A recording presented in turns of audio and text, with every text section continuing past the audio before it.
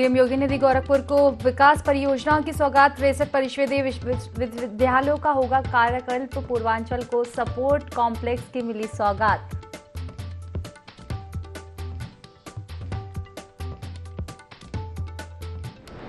कौशाम्बी में बस अनियंत्रित होकर पलटी। बस में करीब 60 से अधिक यात्री थे सवार। 12 से ज्यादा श्रद्धालु घायल।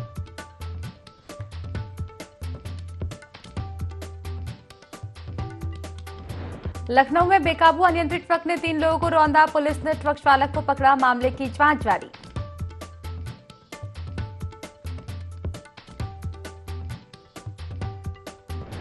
हरदोई में शख्स ने नशे में लोगों से की अभद्रता। युवक पर सिपाही ने बरसाए जूते। एसपी ने सिपाही को किया निलंबित।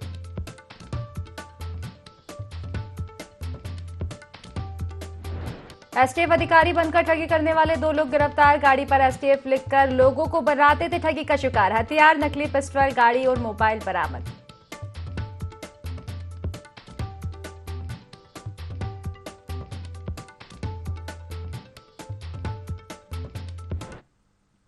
नमस्कार, IND 24 देख रहे हैं आप और मैं हूं आपके साथ खुशी व्यास। चलिए रुक करेंगे खास खबरों की ओर। लखनऊ से आपको बता दें जहां आज कई पार्टियों के नेता बीजेपी में शामिल होंगे। आपको बता दें कि एसपी और आरएलडी के नेता बीजेपी में शामिल होंगे। आरएलडी नेता राजपाल सैनी बीजेपी में शामिल होने जा रहे हैं। आपको बता दें कि पूर्व मंत्री साहब सिंह सैनी बीजेपी को ज्वाइन करेंगे। इसी के साथ जौनपुर के सपा नेता जगदीश सोनकर भी बीजेपी में शामिल होंगे। इसी के साथ सपा नेता सुषमा पटेल और पूर्व विधायक अंशुल वर्मा भी बीजेपी को ज्वाइन करेंगे। जौनपुर के पूर्व विधायक गुलाब सरोज भी बीजेपी में शामिल होंगे। तो देखिए, बड़ी खबर आप तक पहुंचवा रहे हैं लखनऊ से। आज कई पार्टियों के नेता बीजेपी में सम्मिलित होने जा रहे हैं। जी हां, आपको बता दें कि एसपी और आरएलडी के नेता बीजेपी में शामिल हो रहे हैं। आरएलडी नेता राजपाल सैनी बीजेपी में शामिल हो रहे हैं। इसी के साथ पूर्व मंत्री साहब सिंह सैनी भी बीजेपी को ज्वाइन करेंगे। चलिए विस्तार से जानकारी लेंगे। हमारे ब्यूरो चीफ विनय हमारे साथ फोन लाइन पर जुड़ चुके हैं। विनय, देखा जाए तो काफी बड़ा फायदा बीजेपी को मिलने वाला है। आज एसपी और आरएलडी के कई नेता बीजेपी में शामिल हो रहे हैं। जी बिल्कुल, यहाँ पे बता दूं कि उत्तर प्रदेश में बीजेपी के जो है काफी मजबूती आ रही है और बीजेपी एक से एक बढ़ के नए दांव खेल रही है, जिसमें अभी तक की नए सदस्यों में 4 जो है आज जो है शामिल हो रहे हैं और आरएलडी के नेता राज सैनी भी बीजेपी में आज शामिल होंगे और पूर्व मंत्री साहब सिंह सैनी भी ज्वाइन कर रहे हैं। जौनपुर के सपा नेता जो हैं जगदीश सोनकर। तो इस तरीके से माना जा रहा है कि जो बीजेपी का कुनबा है वो धीरे धीरे मजबूती की ओर बढ़ता जा रहा है। कि वजह यह है कि लोकसभा चुनाव को लेकर के पूरी तरीके से घेराबंदी करने का काम जो है बीजेपी ने यहाँ पे शुरू कर दिया है, जिसका नतीजा भी यहाँ पे देखा जा रहा है। आज प्रदेश अध्यक्ष की मौजूदगी में जो है ये सब आज ज्वाइनिंग यहाँ पे होगी। बिल्कुल, एक बात अहम ये भी उठवाते हुए लोकसभा चुनाव आने वाले हैं। ऐसे में कहा जा सकता है कि योगी सरकार से ही नहीं बल्कि मोदी सरकार से भी लोग प्रभावित हो रहे हैं और बीजेपी को ज्वाइन कर रहे हैं। जी बिल्कुल, मोदी सरकार से भी लोग प्रभावित हो रहे हैं। की वजह है कि पूरे देश में जिस तरीके से मोदी की लहर चल रही है और उसी को लेकर के जो है हर पार्टी का व्यक्ति जो है इसी में ज्वाइन करना चाह रहा है। क्योंकि अभी आपने देखा होगा कि इससे पहले ओपी राजभर ने एनडीए को ज्वाइन किया है और फिर उसके बाद दारा सिंह चौहान ने भी इसमें सदस्यता को लेकर के वापसी की है। तो इस तरीके से जो विपक्ष है तो उसपे जो है बीजेपी का जो कुनबा बढ़ रहा है, तो विपक्षी पे कहीं ना कहीं जो है साफ तौर पे देखा जा रहा है कि बीजेपी में इनका कुनबा जो है बढ़ता जाता है। चलिए, फिलहाल शुक्रिया आपका तमाम जानकारी साझा करने के लिए विनय।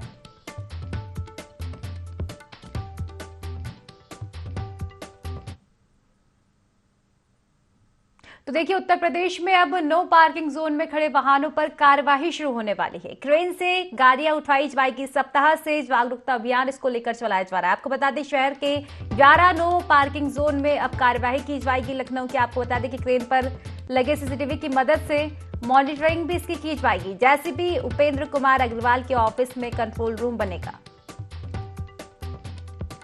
तो देखिए, नो पार्किंग जोन में खड़े वाहनों पर अब कार्यवाही शुरू होने वाली है।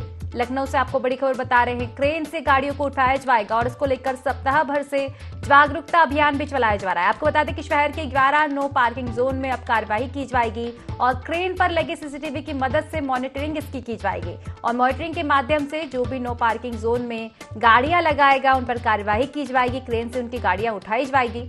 आपको बता दें कि जेसीपी उपेंद्र कुमार अग्रवाल के ऑफिस में कंट्रोल रूम इसको लेकर बनाया जाएगा।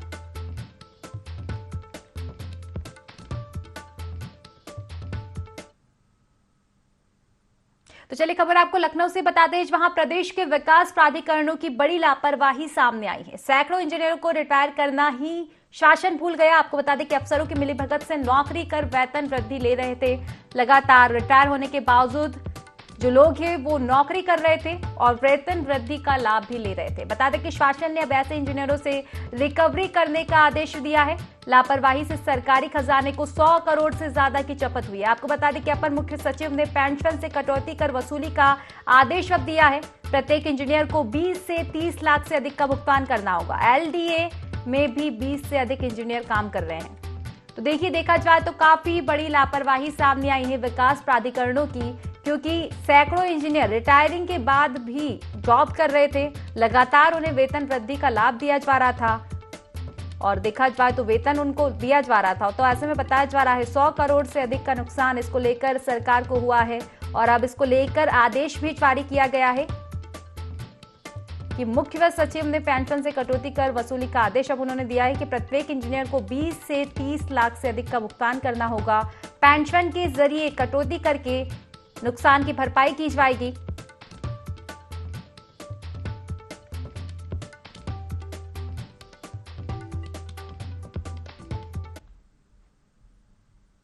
तो देखिए, लखनऊ में एक बार फिर से रफ्तार का कहर देखने को मिला है, जहां बेकाबू अनियंत्रित ट्रक ने 3 लोगों को रौंद दिया। ट्रक के नीचे एक एक्टिवा फंस गई, दूर तक एक्टिवा घसीटती चली गई। आपको बता दें कि ट्रक ड्राइवर जान बचाने के लिए गली में घुसा गया और मुफ्तीगंज की एक गली में ट्रक का ड्राइवर घुस गया। सूचना पर पुलिस पहुंची और ट्रक चालक को पकड़ा। चौक कोतवाली के नींबू पार के पास यह हादसा हुआ है।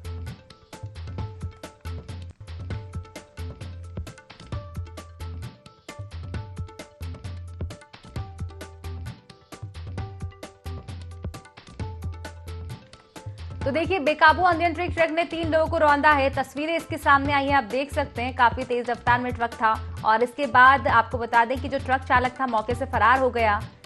एक गली में ट्रक ड्राइवर चला गया, जिसकी सूचना मिलते ही पुलिस मौके पर पहुंची और ट्रक ड्राइवर को गिरफ्तार किया है। आपको बता दें कि ट्रक के नीचे एक एक्टिवा फंस गई और उसके बाद उसको दूर तक घसीटा गया, जिससे 3 लोगों की माफ कीजिएगा 3 लोग रौंदे गए हैं बुरी तरह से।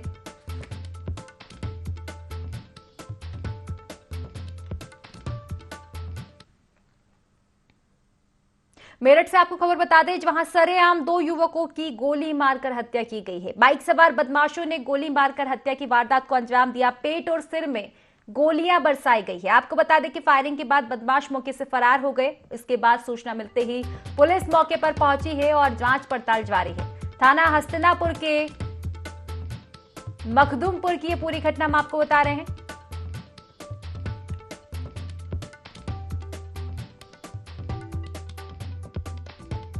हस्तिनापुर के अंतर्गत एक ई रिक्शा चालक अपने ई रिक्शा में जा रहा था और उसके साथ एक सवारी बैठी हुई थी। इनके ऊपर रास्ते में 3-4 युवकों के द्वारा गोली चलाई गई, जिसमें कि दोनों ही जो घायल थे उनको पुलिस के द्वारा अस्पताल पहुंचाया गया, जहां उनकी बता रहे हैं कि मृत्यु हो गई है। जो युवक हैं उनके भाई और उनके नज़दीकी परिजनों से जो बातचीत हुई है, एक जो महिला है उसकी शादी 2002 में एक गांव के एक आदमी से हुई थी और 2020 में जो पति हैं उनकी मृत्यु हो गई थी। पति की मृत्यु के बाद गांव के एक युवक जो आज की घटना में मृतक हो गए हैं, अरविंद नाम के, कोर्ट मैरिज कर ली थी और ये गांव में ही अलग से रह रही थी। उनके जो ससुराल वाले हैं पूर्व पति के, उनके द्वारा आपत्ति की जा रही थी। उनके जो लड़के हैं उनके द्वारा भी आपत्ति की जा रही थी कि वो इस तरह ना रहें और महिला के द्वारा और उनके मृतक के भाई के द्वारा ये बताया गया कि इसी विवाद में उनके ऊपर हमला किया गया है, जिसमें कि जो अरविंद नाम के युवक हैं उनकी हत्या हो गई है। साथ में जो रिक्शा चालक थे उनको भी गोली लगी। चलिए, अब खबर आपको कौशाम्बी से बता दें, वहां एक बस अनियंत्रित होकर पलट गई। बताया जा रहा है कि साइकिल सवार को बचवाने के चक्कर में बस पलटी है। बस में करीब 60 से अधिक लोग सवार थे। कानपुर से शीतला धाम दर्शन करने के लिए बस जा रही थी। इसी दरमियान यहां हादसा हुआ है। 1 दर्जन से अधिक श्रद्धालु इस हादसे में घायल हुए। कड़ाधाम कोतवाली इलाके में पूरा हादसा हुआ है। तो देखिए, बस अनियंत्रित होकर पलटी है। बताया जा रहा है कि साइकिल सवार को बचवाने के चक्कर में बस पलट गई और बस में करीब 60 से अधिक यात्री सवार थे। कानपुर से शीतला धाम दर्शन के लिए सभी यात्री श्रद्धालु जा रहे थे और इस हादसे में 1 दर्जन से अधिक श्रद्धालु घायल हुए हैं। कड़ाधाम कोतवाली इलाके का ये पूरा मामला हम आपको बता रहे हैं। तस्वीरें सामने आई हैं बस की। साइकिल सवार को बचाने के चक्कर में बस पलट गई। करीब 60 यात्री इसमें सवार थे, जिसमें से करीब 1 दर्जन यात्री घायल हुए हैं।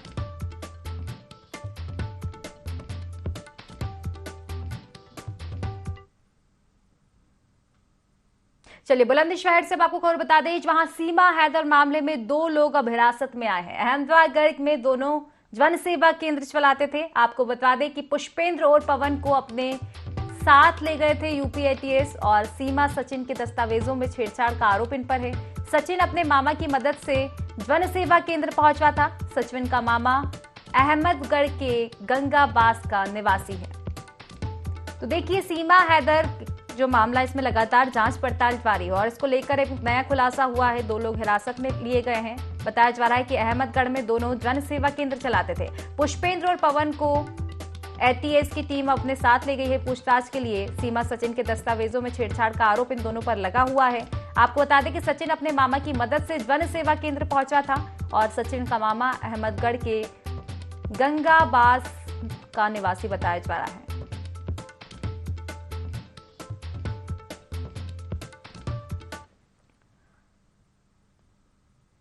चलिए खबर आपको लखनऊ से बता दें, वहां एसटीएफ अधिकारी बनकर ठगी करने वाले 2 लोग गिरफ्तार हुए हैं। गाड़ी पर एसटीएफ लिखकर लोगों को ठगी का शिकार ये आरोपी बनाते थे। शिवम शर्मा और हिमांशु शर्मा की गिरफ्तारी हुई है।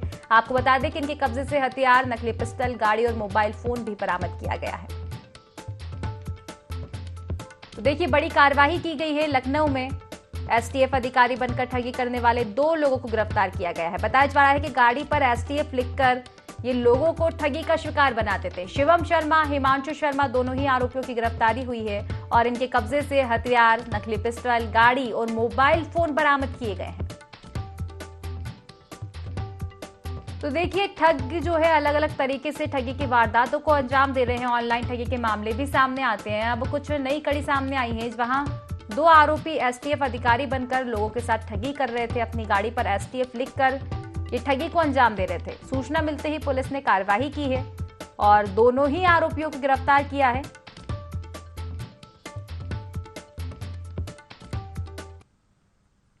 सीएम योगी आदित्यनाथ ने गोरखपुर को बड़ी सौगात दी है, जहां उन्होंने स्पोर्ट कॉम्प्लेक्स के साथ 78 करोड़ रुपए की 43 विकास परियोजनाओं का शिलान्यास किया।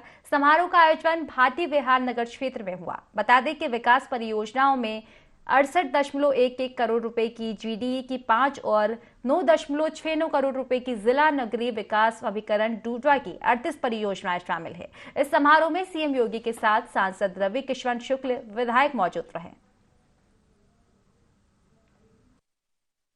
यहाँ के अब खिलाड़ियों को जब ये कॉम्प्लेक्स बन जाएगा, मैं कार्यदायी संस्था से कहूंगा एक समय सीमा के अंदर ये सब तैयार हो जाए, तो यहाँ के युवाओं को अपना कौशल प्रशिक्षण के लिए भी और अपना कौशल दिखाने के लिए गोरखपुर के बाहर नहीं जाना होगा। उसके बाद मैं जीडीए से कहूंगा कि उत्तर प्रदेश खेल विभाग के साथ एमओयू करते हुए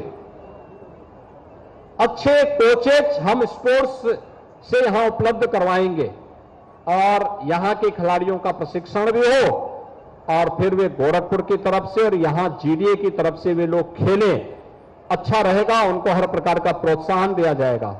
ऐसे ही अलग अलग जगहों पर भी और भी कॉम्प्लेक्स हम बनाएं। मणिपुर हिंसा के दौरान महिलाओं के साथ हुई घटना के बाद अब राजनीति भी चरम पर पहुंच गई है, जहां सत्ताधारी पार्टी बीजेपी इस मुद्दे को लेकर विपक्ष पर हमलावर है और मणिपुर सरकार के साथ केंद्र सरकार का बचाव करती हुई नजर आ रही है। वहीं दूसरी ओर विपक्षी बीजेपी को घेरने का कार्य करते हुए दिखाई दे रहे हैं। जनपद कानपुर देहात में आम आदमी पार्टी के पदाधिकारियों और कार्यकर्ताओं ने मणिपुर घटना को लेकर जमकर हल्ला बोल किया, साथ ही केंद्र सरकार और मणिपुर सरकार के खिलाफ जमकर नारेबाजी की। इस दौरान उन्होंने जहां मणिपुर घटना की निंदा की, वहीं दूसरी ओर पीएम मोदी और मणिपुर के सीएम के इस्तीफे की मांग भी की। जो महिलाओं के साथ बहुत गंभीर अपराध हुए और वहां डबल इंजन की सरकार भी सो रही है और आम आदमी वहां मर रहा है। कम से कम 150 लोगों की वहां नरसंग हत्याएं हुई और 6000 लोगों ने दूसरी जगह बसने पे और रहने पे मजबूर हुए।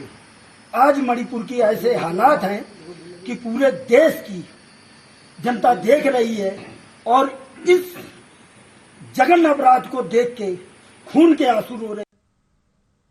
हरदोई से उत्पात मचवा रहे नशेड़ी युवक को रोकने के लिए एक सिपाही ने उस पर जूतों की बरसात कर दी। इस दौरान युवक को करीब 60 बार से ज्यादा जूते मारे गए। जूते मारने का ये वीडियो सोशल मीडिया पर काफी वायरल हो रहा है। वायरल वीडियो के संज्ञान में आने के बाद एसपी ने सिपाही को निलंबित कर दिया। इसी के साथ एसपी ने विभागीय जांच के भी आदेश दे दिए हैं। बताया गया कि नशे में युवक सड़क पर लोगों को परेशान कर रहा था।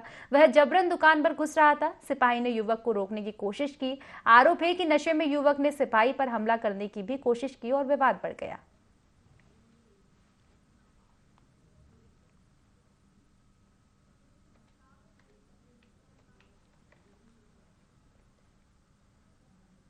खबरों में आगे बढ़ेंगे, जहां बरेली में कुछ लोगों ने कांवड़ियों के जत्थे पर पथराव कर दिया, जिससे कांवड़ियों में हड़कंप मच गया। आपको बता दें कि आए दिन इस तरह की घटनाएं सामने आती है। जहां सावन का महीना है और कांवड़ यात्रा जारी है, तो वहीं दूसरी ओर बरेली से कुछ इस तरह की खबरें सामने आई है, जहां कांवड़ियों के जत्थे पर पथराव किया गया है। हालांकि पुलिस प्रशासन मौके पर पहुंचा और स्थिति को संभालने की कोशिश की गई।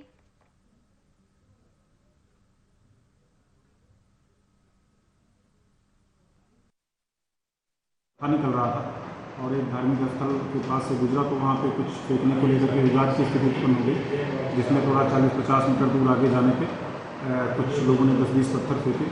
बाद में जो फुटेज मिले उसमें ये दिखा कि दोनों तरफ से भी पत्थर चले हैं और इसमें तत्काल पुलिस बल वहाँ पे जो मौके पे था उसने नियंत्रित किया और भारी डिप्लॉयमेंट किया गया। अभी वहाँ पे कोई ऐसी स्थिति नहीं, स्थिति नियंत्रित है। जुलूस आगे जा चुका है और अभी तक कोई भी इसमें कोई भी घायल या कोई चोटिल ऐसा कोई व्यक्ति नहीं मिला है। कासगंज में बीती रात रोस्टर के मुताबिक बिजली न मिलने से आक्रोशित किसानों ने भिटोना बिजली घर पर धरना दिया। साथ ही लापरवाह बिजली कर्मियों को हटाकर रोस्टर के मुताबिक बिजली की आपूर्ति दिलाई जाने की मांग की। भाजपा के जिला मंत्री अतुल चौहान के नेतृत्व में दर्जनों किसानों ने धरना प्रदर्शन किया। वहीं सरकार ने लगातार विद्युत पूर्ति की सप्लाई दिए जाने के निर्देश दिए हैं, लेकिन भिटोना बिजली पर रोस्टर के मुताबिक कर्मचारी सप्लाई नहीं दे रहे हैं। तैनात कर्मचारी फोन बंद कर बैठ जाते हैं। संपर्क न करने पर किसानों को गुस्सा फूट गया और उन्होंने सूखती धान की फसल को लेकर गुस्सा जताया। मामला ये है, ये किसानों की जो लाइट है ना, लाइट के लिए इन्होंने 7 से 8 दिन हो गए। अब धान की फसल लगी हुई है, सैकड़ों बीघा धान खराब हो गया, बर्बाद हो गया, इनको कोई मतलब नहीं। उसके बाद में जो भी स्टाफ यहाँ पे मौजूद होता है उससे अगर संपर्क करने की कोशिश की जाए, चाहे जेई है चाहे लाइनमैन है, कोई भी हो, वो संपर्क करने से मना करता है। इसलिए फोन उठाएगा नहीं, स्विच ऑफ कर लेगा, कोई निष्कर्ष नहीं निकलता। बिजली को छोड़ के भाग गए, कोई सामना करने को तैयार नहीं, क्योंकि ये चोर है। जबकि शासन की मंशा ये है किसान को किसी भी तरीके की विद्युत कमी नहीं हो। अगर सरकार के पास में भरपूर पैसा है, लेकिन उसका उपयोग तो करेंगे। सरकार भरपूर प्रयास कर रही है, लेकिन कर्मचारी जो यहाँ पे बैठे हुए हैं, ऐसा नहीं है कि और दूसरे फीडरों पर नहीं मिल रही है। यहाँ पे जो भ्रष्ट कर्मचारी बैठे हुए हैं वो किसानों के मंशा के अनुरूप कार्य नहीं कर रहे। बस्ती में मणिपुर की घटना को लेकर महिला सभा के जिला अध्यक्ष गीता भारती के नेतृत्व में कैंडल मार्च निकाला गया और मणिपुर के मुख्यमंत्री के त्याग पत्र की मांग की गई। इस दौरान उन्होंने सरकार पर जमकर निशाना साधा। उन्होंने कहा कि जो लोग दोषी हैं उनको जल्द से जल्द फांसी दी जाए। वहीं कहा कि यदि प्रधानमंत्री ने समय रहते मणिपुर घटनाक्रम पर चुप्पी तोड़ी होती तो स्थितियों को बचाया जा सकता था। की घटना जो एक बहुत ही विभत्स घटना है, जो दो महिलाएं उनको निर्वस्त्र करके सैकड़ों लोगों के बीच में और पुलिस कर्मियों के बीच में उनको निर्वस्त्र करके घुमाया, उनके साथ गलत व्यवहार किया। हम सब उसका विरोध कर रहे हैं और उस विरोध का हम कैंडल मार्च के माध्यम से विरोध व्यक्त कर रहे हैं। खबर मुरादाबाद से आपको बता दें, वहां पर मणिपुर घटना को लेकर एसटी हसन ने कहा कि देखिए यह बहुत ही दिल दहलाने वाली घटना है। इस घटना ने हमारे हिंदुस्तान की सारी तहजीबों को तितर-बितर कर दिया है। हमारी सभ्यताओं को, आपसी रिश्तों को, इंसानी रिश्तों को बर्बाद किया है। हमारा सर दुनिया के आगे झुक गया है। आगे सांसद हसन ने कहा कि जब सोशल मीडिया पर चीजें वायरल हो गई तब पता चला, उससे पहले क्या हो रहा था। घटना ने हमारी हिंदुस्तान की सारी तहजीबों को बखेर दिया है, तितर बितर कर दिया है। हमारी सभ्यताओं को और हमारे इंसानी रिश्तों को बर्बाद कर दिया है। हमारा सर तमाम दुनिया के आगे झुका हुआ है। ऐसे हीनियस क्राइम्स और इस तरह से 2 बच्चियों के बाप को मारना, उसके बाद भाई को मारना, उसके बाद उनको के साथ अश्लील हरकतें करना, क्या ये हिंदुस्तान की तहजीब है? सरकार कहाँ है? क्यों नहीं इन लोगों के साथ एक इबरतनाक इनको सजा दी जाए? 75 दिन के बाद ये पता चला, जब सोशल मीडिया पे ये चीज़ें वायरल हो गई। उससे पहले क्या हो रहा था? मुख्यमंत्री कह रहे हैं कि ऐसी तो 200-250 घटनाएं हो गई। शाहजहांपुर के पंडित राम प्रसाद बिस्मिल मेडिकल कॉलेज में एक 52 वर्षीय अधेड़ रामचंद्र की इलाज के दौरान मौत हो गई। परिजनों का आरोप है कि इलाज में लापरवाही बरतने के चलते रामचंद्र की मौत हुई है। वहीं इसके बाद डॉक्टरों ने शव ले जाने के लिए वाहन भी उपलब्ध नहीं करवाया, जिसके चलते परिजनों ने गुस्से में आकर मेडिकल कॉलेज के गेट पर ही शव रखकर हंगामा किया। मामले की सूचना मिलते ही पुलिस भी मौके पर पहुंच गई और जांच पड़ताल जारी है।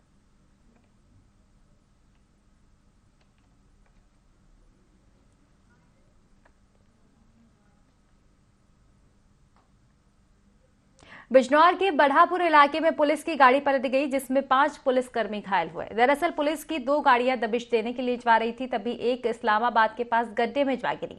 एसपी और एएसपी ने अस्पताल पहुंचकर पुलिसकर्मियों का हाल जाना। घायलों को हायर सेंटर रेफर कर दिया गया है। ये कहीं बढ़ापुर साइड में जा रहे थे तो उनकी गाड़ी पलट गई है, तो 5 लोग घायल हो गए। इसमें से यहाँ से 2 लोगों को रेफर कर दिया है। 5 भर्ती थे लेकिन 2 रेफर। हमीरपुर की एक युवती राधिका ने पुल से छलांग लगा दी और कूदने से पहले एक वीडियो बनाया, जिसमें उसने कहा कि पुलिस युवती को परेशान कर रहा था, जिस वजह से परेशान युवती ने आत्महत्या करने का कदम उठाया। दरअसल कुछ दिनों पहले युवती और परिजनों का पड़ोस में कूड़ा डालने को लेकर विवाद हुआ था, जिसमें पुलिस ने युवती के खिलाफ मुकदमा दर्ज कर लिया था।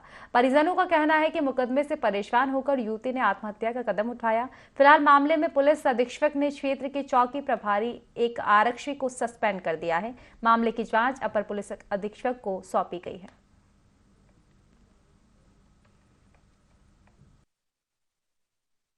संतोष सोनकर और उनके द्वारा जो तहरीर दी गई उसमें उचित धाराओं में मुकदमा दर्ज किया गया था। इसी बीच में संतोष सोनकर की पुत्री द्वारा ये बताया जा रहा है, उनके परिवारजनों द्वारा ही, कि संतोष सोनकर की पुत्री के द्वारा यमुना नदी में छलांग लगा दी गई थी। इस घटना की संज्ञान होते ही पुलिस द्वारा मौके पर पहुंचकर गोताखोरों को लगाकर उनकी पुत्री को ढूंढने का प्रयास किया जा रहा है, परंतु अभी तक क्योंकि धारा बहुत तेज है, इसलिए अभी तक बरामदगी नहीं हुई है और निरंतर इसमें प्रयास जारी है।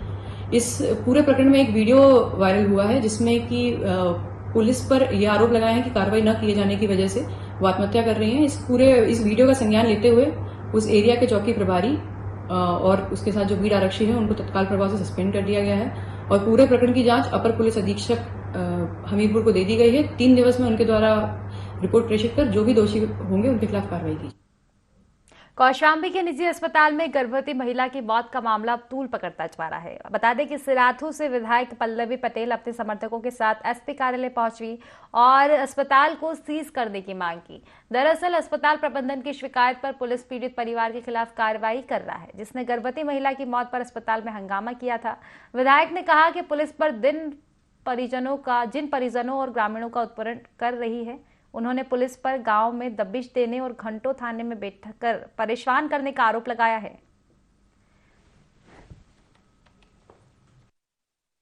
कुछ दिन पहले एक अस्पताल में तोड़फोड़ की घटना हुई थी, जिसमें एक प्रसूता की मौत हो गई थी, जिसमें गांव वालों ने तोड़फोड़ की थी। उसमें कुछ कार्रवाइयाँ हुई थी, जिससे गांव वालों का आक्रोश ये है कि जो निर्दोष लोग हैं उन पर कार्रवाई न हो और अस्पताल के खिलाफ भी कार्रवाई हो।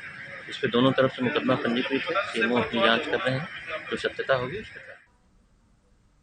उत्तर प्रदेश के पिछड़ा वर्ग कल्याण मंत्री नरेंद्र कश्यप शाहजहांपुर पहुंचे, जहां वृक्ष रोपण के कार्यक्रम में वे शामिल हुए। इस दौरान पाकिस्तान से आई सीमा हैदर को लेकर उन्होंने कहा कि अगर सीमा हैदर राम राम करने लगी है तो इससे यह साफ होता है कि सनातन संस्कृति पाकिस्तान के साथ साथ पूरी दुनिया में फैली हुई है और लोग सनातन संस्कृति को अपनाने लगे हैं। इस दौरान उन्होंने सभी विभागों को लगाए गए वृक्षों को संरक्षित करने के निर्देश दिए। जिले के विकास कार्यों और कानून व्यवस्था की समीक्षा बैठक भी इस दौरान की। इसमें क्या भी हो सकता है, ये तो प्रदेश देश का दुनिया की जनता आज भगवान श्री राम के प्रति और अधिक आस्थावान हुई है। यदि सीमा हैदर राम राम करती है तो एक बात स्पष्ट होती है कि जो सनातन संस्कृति है वो सर्वमान्य है यदि पाकिस्तान से आने वाले लोग भी राम राम करना शुरू करते हैं तो बात स्पष्ट है कि सनातन संस्कृति बहुत पुरानी है जो स्वीकार्य की जाने योग्य है। तो फिलहाल की खास खबरों में बस इतना ही। आप बने रहिए IND24 के साथ। नमस्कार।